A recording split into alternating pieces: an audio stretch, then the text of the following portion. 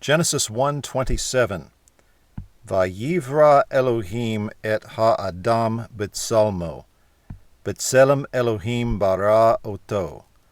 Zakar unekeva bara otam.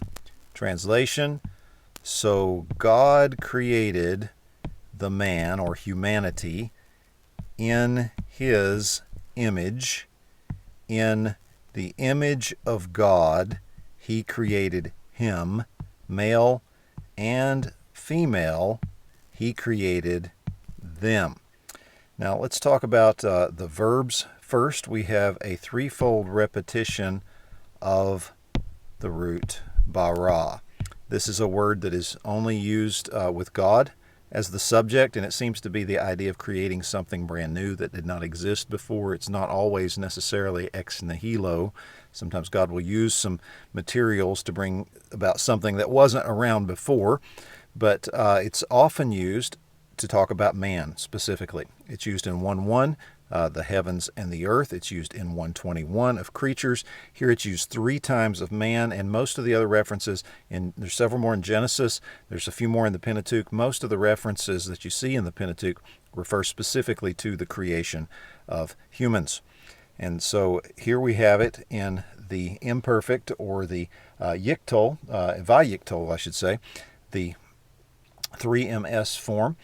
So Elohim is the subject, and so this is our standard narrative, and Elohim created, or so Elohim created. I would give it the so sense just because of the previous verse with the divine deliberation to create man, and then here it tells us that he did create.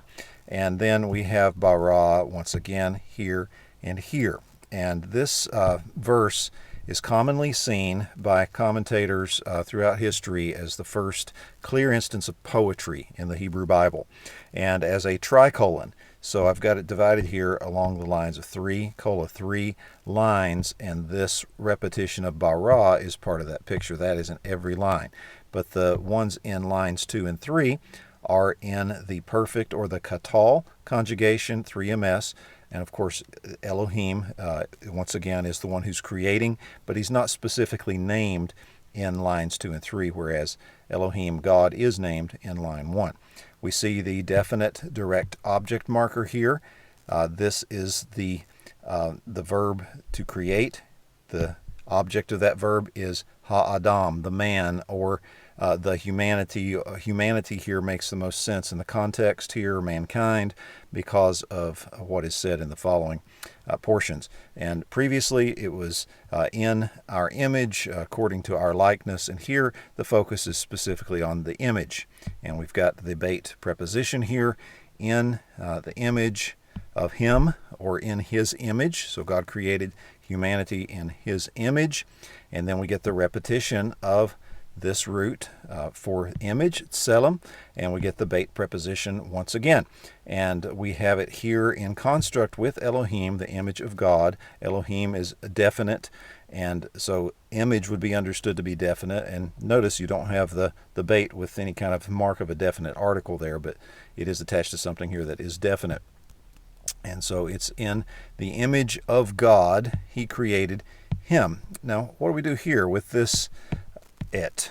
Because sometimes this can signify a preposition with, sometimes it can be the definite direct object marker. It was the definite direct object marker here. It is here as well. And when you see that O-class vowel with it, think O object. It's a dead giveaway that that is the object. When you see an I class vowel with it, which you will come across sometimes, then you need to think with. There are other times you got to use your head and just look at the grammar and syntax of the verse and try to figure it out. But here it's pretty clear that this is the definite direct object, and here that's your third masculine singular pronoun. He created him. But we're not done yet. We have something similar down here we'll get to in just a moment. Zakar, male, and Nekeva, female, he created. Otam, them. And once again, this is our O-class vowel, and so we have the definite direct object marker here, and it is with a 3 masculine plural suffix, and masculine plural will be used if you have a mixed group or if you just have males. And so it's talking about the male and the female. He created them.